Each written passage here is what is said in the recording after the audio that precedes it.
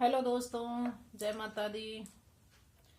आप सबका हमारे चैनल पर स्वागत है।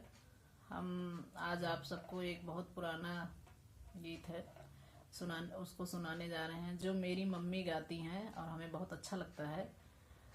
तो जिसमें कान्हा जी एक टैटू वाले का रूप बनाकर जो है बरसाना राधा रानी से मिलने गए थे।